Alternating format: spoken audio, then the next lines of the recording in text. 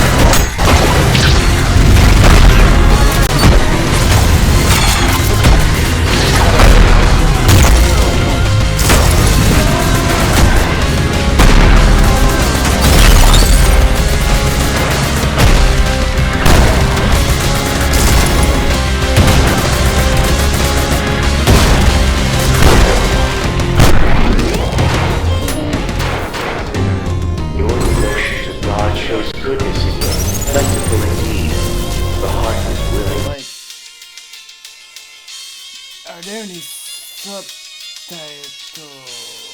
Nope. Oh. The body must rest, lest you squander one of the Lord's creations.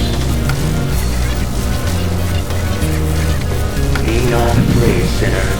Your devotion to God shows goodness in you, plentiful indeed.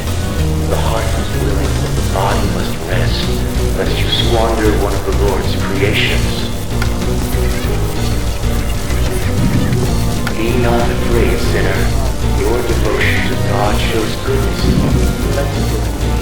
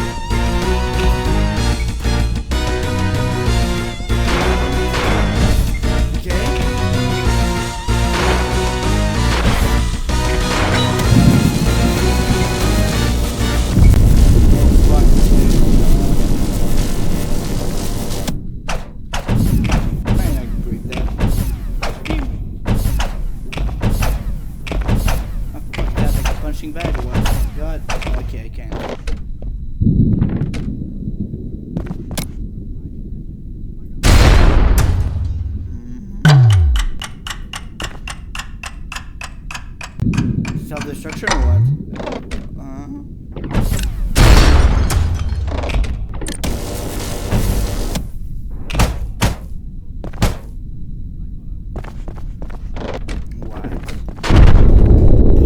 Okay, that's not good.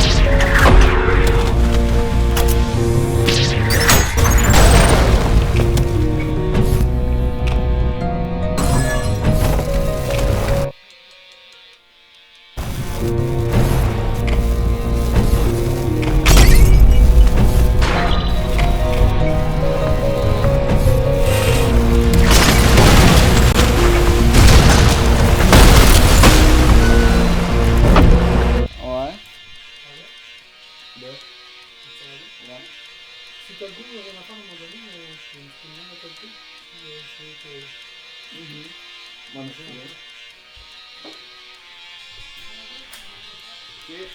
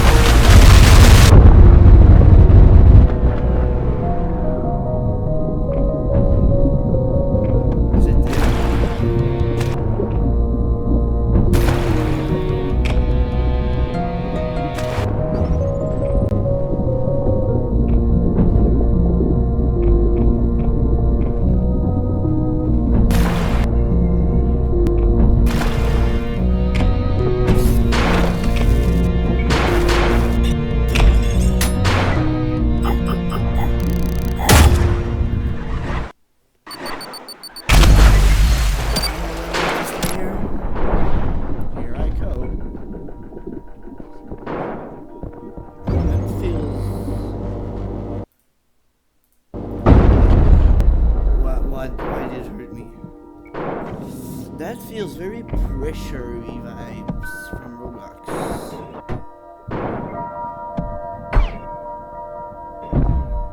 Because if I remember well, they were inspired by this.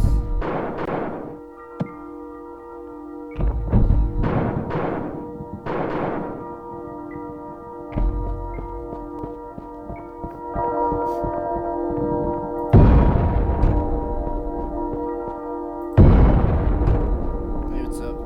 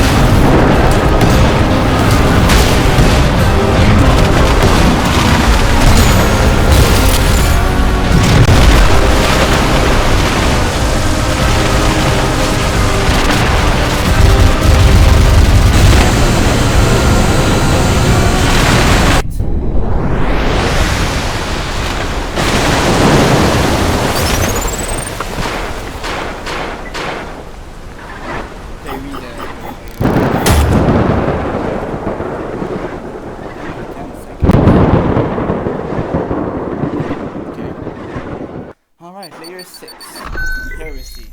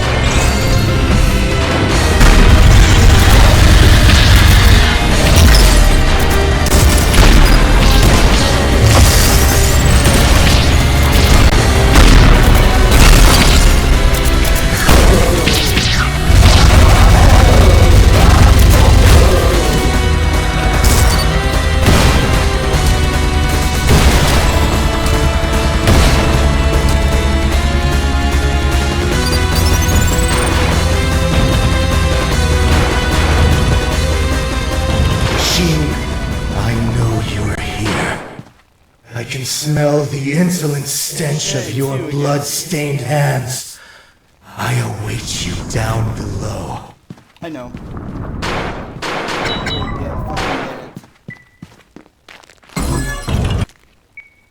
Oh man, this is gonna be... I know this is gonna be a bitch room. I know it. Come to me.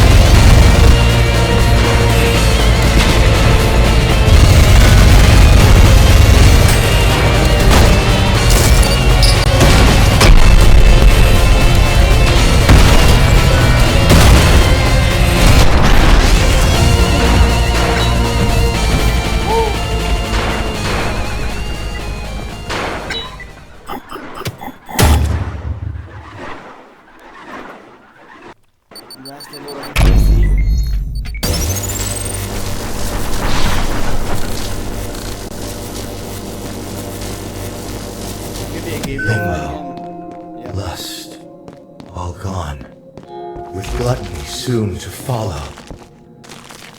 Your kind know nothing but hunger, purged all life on the upper layers, and yet they remain insatiate. As to you,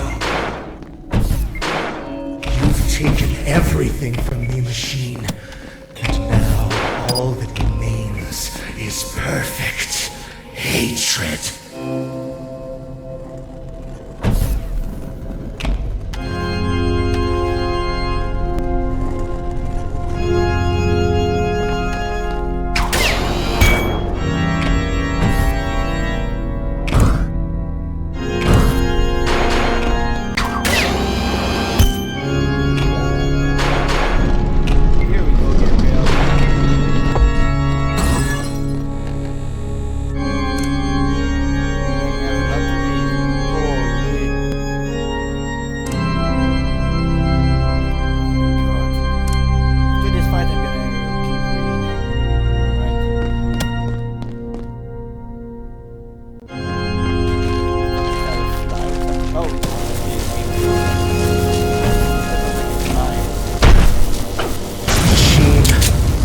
I will cut you down, break you apart, splay the gore of your profane form across the stars. I will grind you down until the very sparks cry for mercy. My hands shall relish ending you here and now!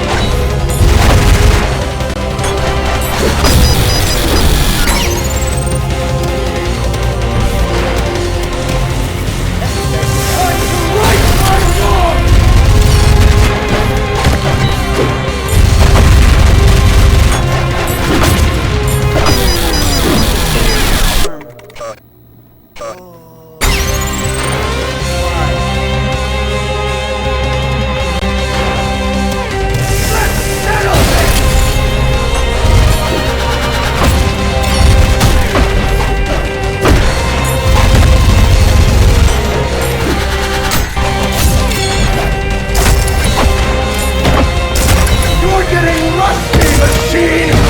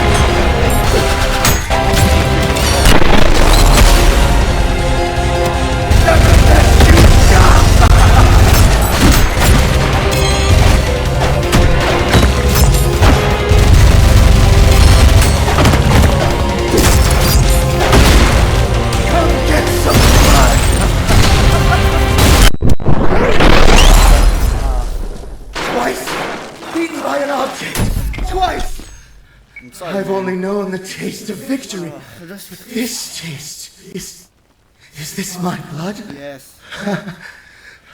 I've never known such relief. I need some time to think. We will meet again, machine. I'm sure of it. May your woes be many, And your days few. and your days few.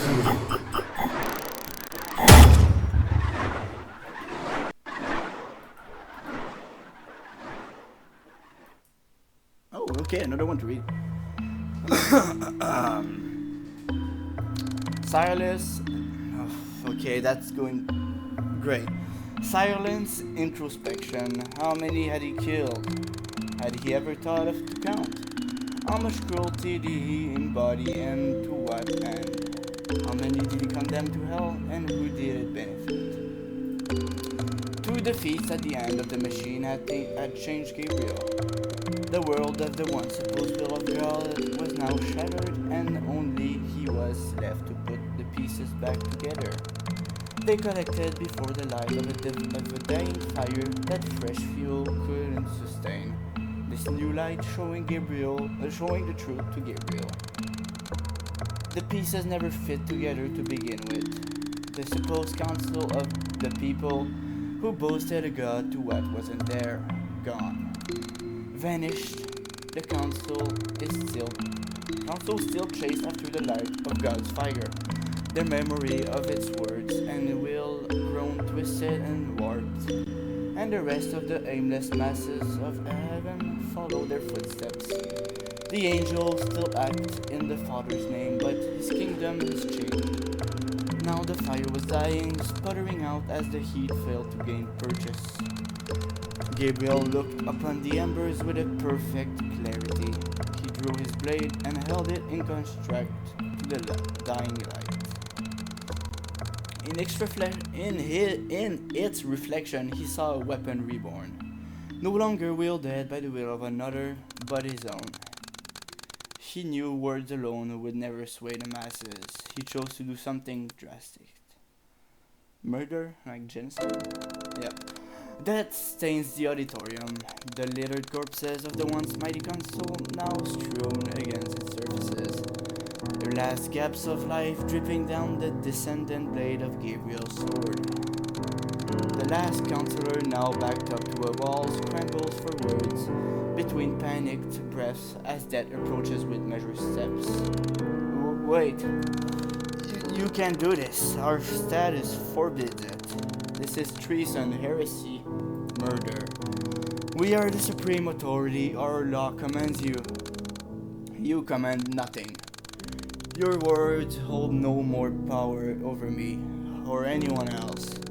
Lest you truly believe you can talk my blade back into its shaft. But the people are on our side. The citizens of heaven know that we are just. The masses only follow you out of fear and desperation. I will show them there is nothing to be afraid of, for there is no species nor origin, vested rank, or a holy status that will stop the arch edge of a sword. We all bleed the same blood, and we cushions of our thrones have made you weak and impotent? I don't know. Please, Gabriel, see reason. The council follows the will of God, of the Father. You seek to go against our Creator. Face it, brother. God is dead. The fire is gone. You're chasing phantoms. Gabriel's silhouette now towers over the counselor, a shadow cast upon the soon lifeless corpse. He raises his sword for the final cut as the crying mess on the floor stammers out its final feeble argument. But the Father's light. Without me, you cannot hope to reconnect with it. If you kill me, you'll be dead in a matter of hours. I know, yeah. I know. A clean, silent cut glides through the counselor's neck, severing his spine with elegance and ease. His head falls onto the marble floor, the rest of his body following soon after. Bereft of the status, but brimming with purpose, Gabriel gave a final message to the angel amassed at the gates of the auditorium before leaving heaven for the very last time. His arm outstretched without a word the people saw. In the silence, the message rang out to the far ends of the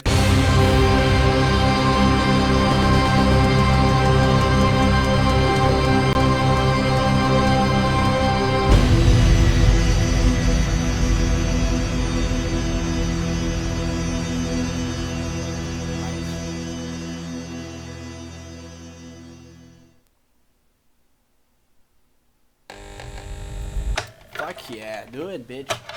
Come on.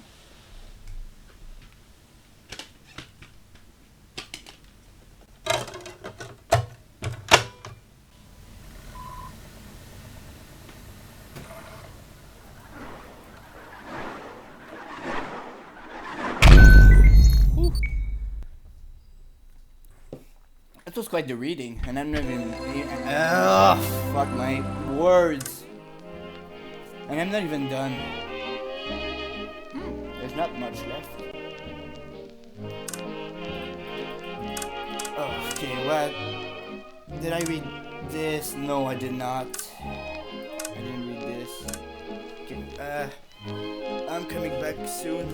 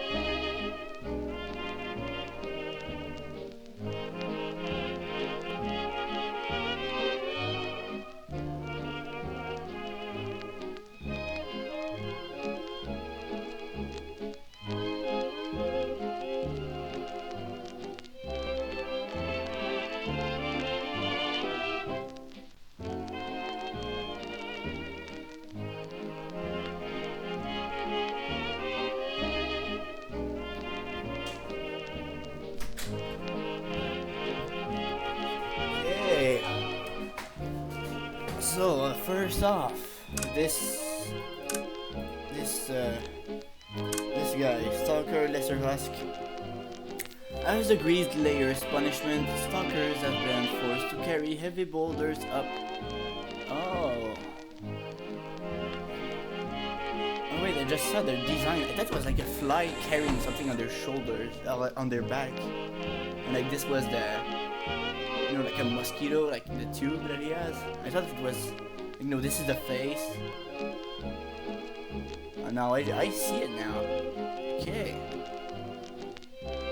Or nope, that's the face. Okay. Okay, yeah. So basically it's a mosquito, but with its legs and like just his head twisted. I think so. They have carried out their punishment for so long that their bodies have evolved, warped, and grown to better suit it. Their limbs have twisted to give them better balance while carrying boulders on their backs.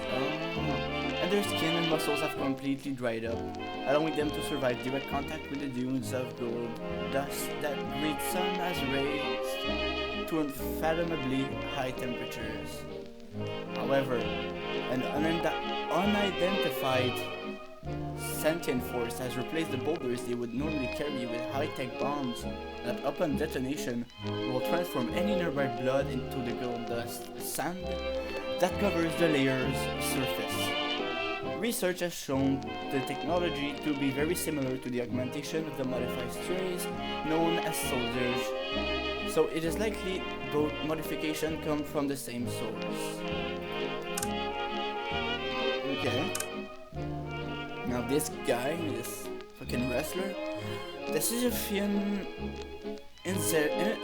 insurrectionists were an army of husks gathered and trained by King Sisyphus for overthrowing heaven's control of hell, the sinners from their eternal torment. During an era of chaos in heaven, as the angelic watch was absent, Sisyphus began settling his pen in motion as his forces recruited all husks that were intelligent enough to be useful to their cause and began attacking the demons that wandered the dunes of hell, of greed. Upon establishment of the council and subsequent return of peace to heaven, Gabriel and an army of angels were sent down to crush the insurrection and subjugate Sisyphus' army. Although their battle was well fought, the inexperienced insurrectionists could not match the education strategy of the angels, who quickly descended upon King Sisyphus with great force, eventually overpowering and killing him, leaving the insurrectionists without a chain of command. Left scattered and disoriented, the warriors were easily picked off one by one, their bodies cut apart, leaving only the bare essentials to carry on their eternal punishment of hauling heavy boulders up the monuments of mankind's great arrogance and greed. Although the blood of their enemies still stains their bodies and their grasps still fierce fury only serve as mental torment in knowing how close they were to freedom.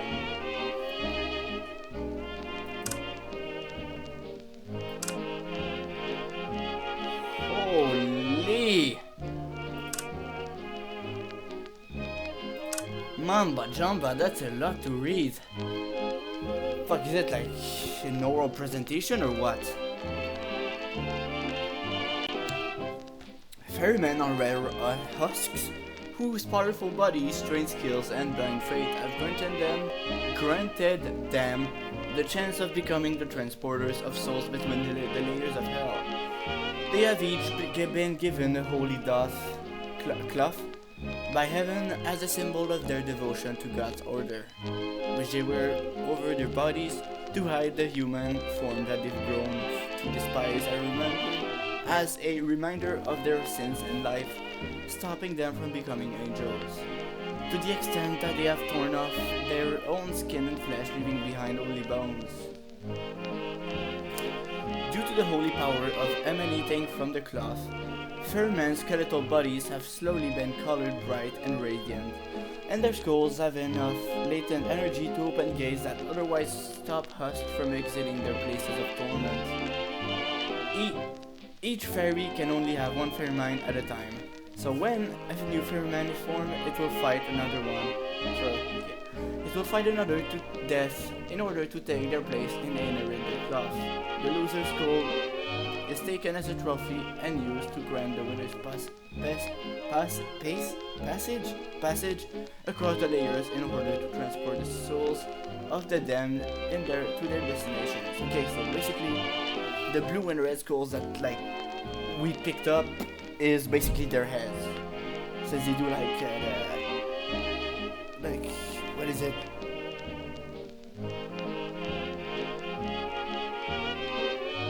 Oh yeah, the law of the fittest or something. Ferrymen will often use the knowledge from their past life to improve their ferries, growing past the need for oars, which are now used by ferrymen only as weapons. As the influx of souls has ended with the death of mankind, the ferrymen have lost their purpose and now wander around aimlessly, hoping that the angels would grant them a passage into heaven. Despite Gabriel being the only one who cares about their efforts. See, Gabriel's not that much of a bad guy, right? I've read this one. Angry Gabriel.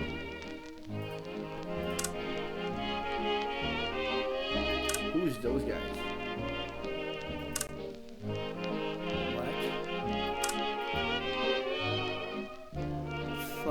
My god. After its defeat and escape, V2 dove deeper into hell, killing other machines for their blood to help its recovery with the intent of taking revenge on V1 and recovering its original arm. After finding a temporary replacement from one of its victims, V2 used parts from other machines to transform the new placeholder arm into a mobility tool that would allow it to catch up to V1's fast descent into the deeper layers. In order to prepare for their second and final encounter, it researched the combat data from the previous battle to copy strategies and techniques from the older and more experienced V1 to give itself an upper hand. Was it like an AI that learns from your fights with it? It was neat.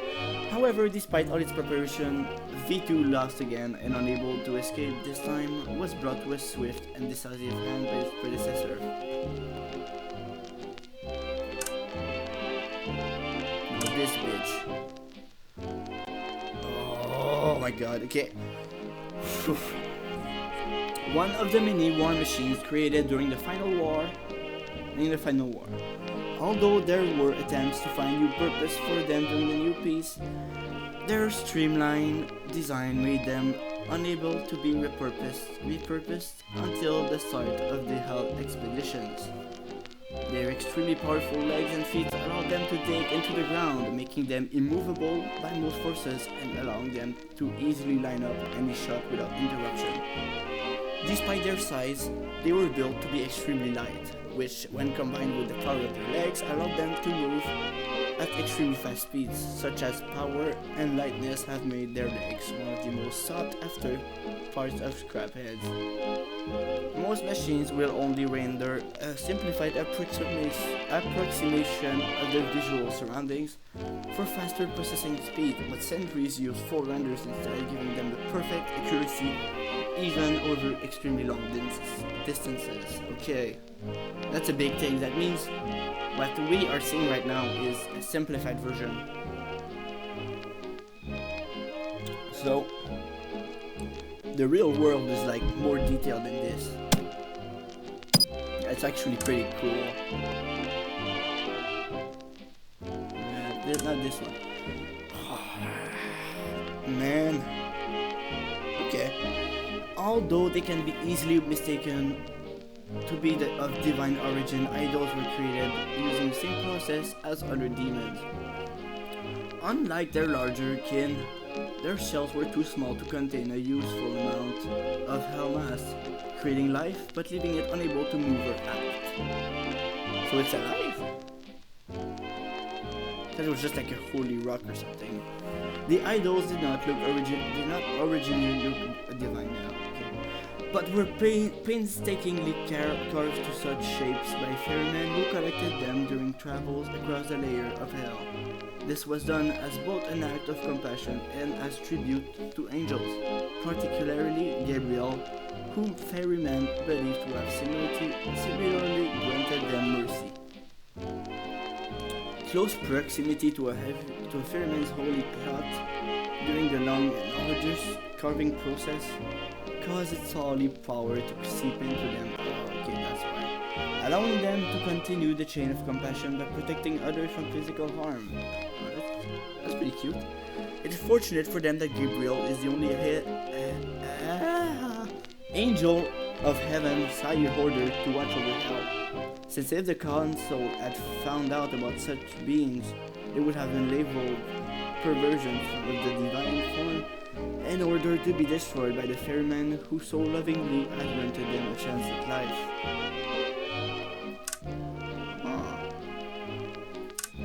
Leviathan. Unlike most demons, the Leviathan is not formed from generic hell mass, but instead from the bodies of the Sullen. A name used for those in the ocean Styx who had given up fighting for air and instead lay at the bottom of the ocean drowning eternally. That must suck. The Sullen and their motionless were eventually fused together by the same force that created the other demons, becoming the biblical Leviathan, an abomination prophesied to be at the end of the world. The heart, which houses the soul of the Sullen in endless anguish, as their flesh, veins, and nerves and mutate, attempted to escape its body, but Gabriel struck it down with his divine spears, pinning it back onto its head, unable to move. Okay. Although the world ended, the Leviathan remains trapped in the ocean Styx, growing ever longer as more of rat sinners give up and sink to the bottom. I don't know who those guys are. I don't know.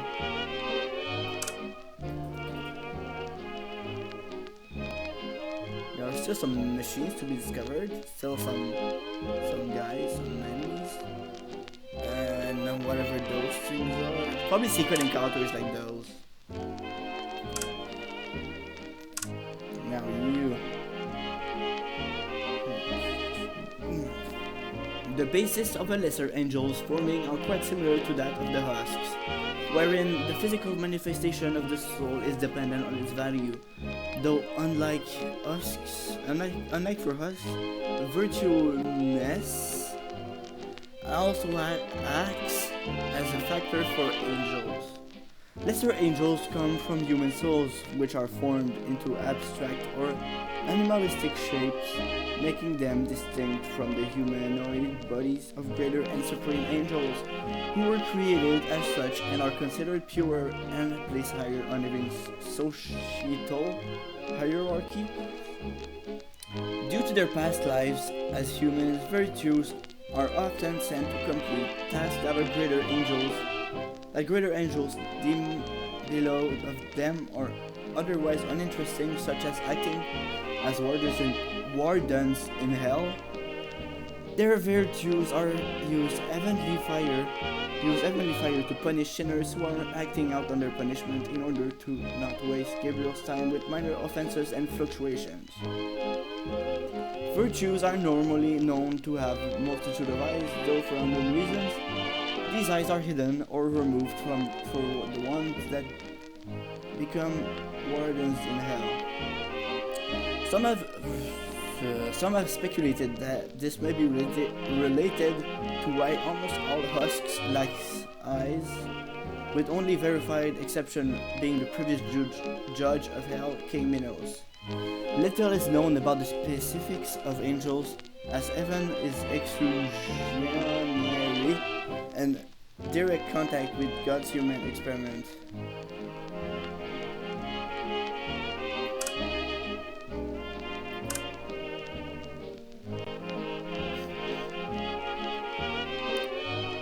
Having twice clashed with the machine and lost, Gabriel realized he had been mistaken. The strong fire that burned inside him was not hatred at all, but a passion. Gabriel had never known the joy of a struggle or coming face to face with an opponent of equal or greater measure. Though he had lost twice, each loss only further grew his desire to overcome. Up until now, he had only done what was expected of him. But now, for the first time, he had found something he himself wanted. Not even the fast, encroaching end of hell mattered to him anymore. Still, having come to realize the horrors that he had committed in God's name, he felt a great guilt. Though he could not undo what he had done, Gabriel knew he had to make things right and headed to hell for the last time. Yeah, this is just a shell of its former self.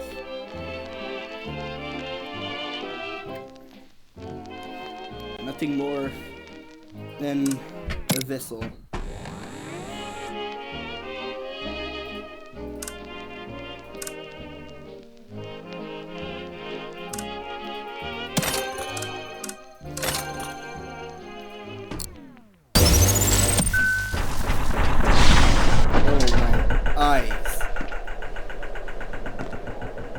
What layer is this?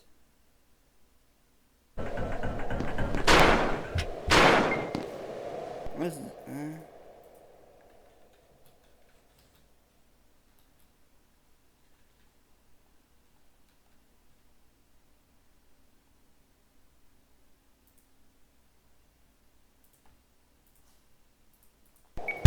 Okay, so this level is supposed to be silence. That's not what I expected. It's weird. Oh. Hey, don't give me that attitude. Hey, it's those guys.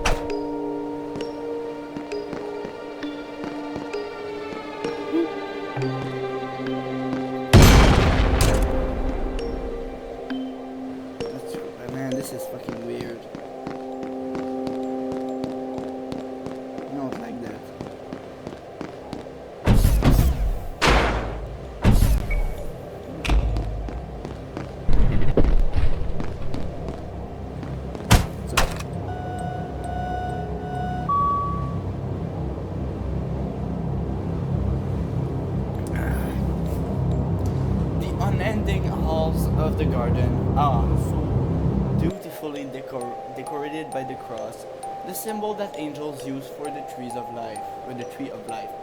They praise their beloved Father who had planted it and filled us with the dew of its leaves, and the nectar of its fruits. That which give us life courses through its veins. For you, however, are truth. Our bodies are not vessels for the blood of the fruit, but its prison. The beautiful guts and gorgeous bones of yearn to be shown and seen splayed under the divine cross of the tree of life. We pray it tribute through the art of violence. The world is your canvas, so take up your brush and paint the world red. Okay.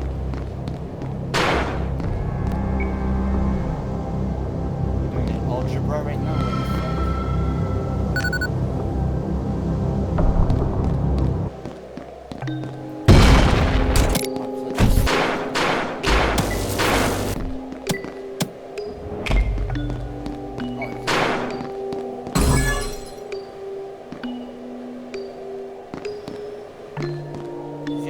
Fucking weird.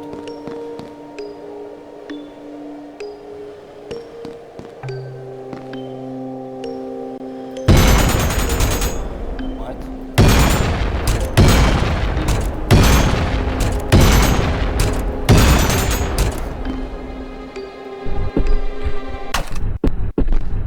Oh. Oh god. That is just...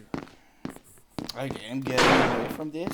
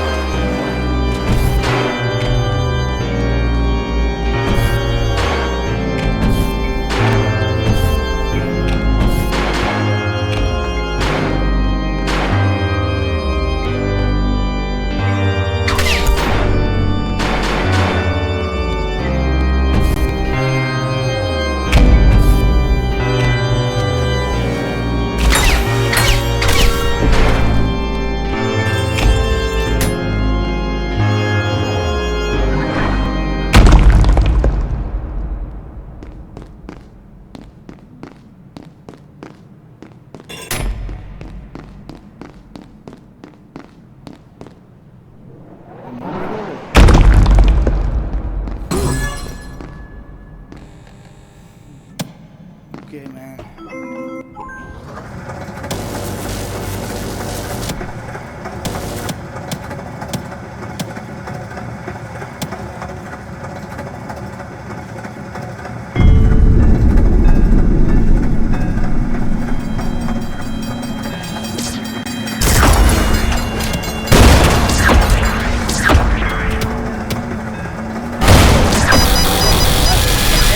Fucking buried it, what?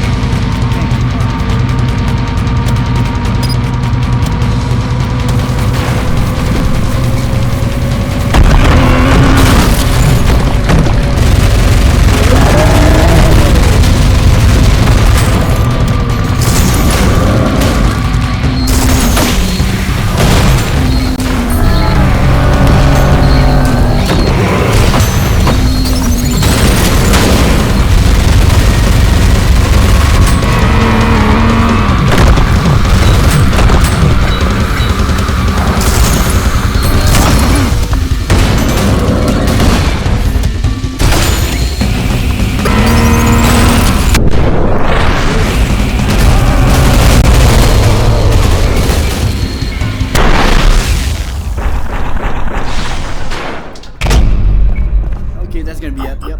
Nope. I am done. That is enough. Bye.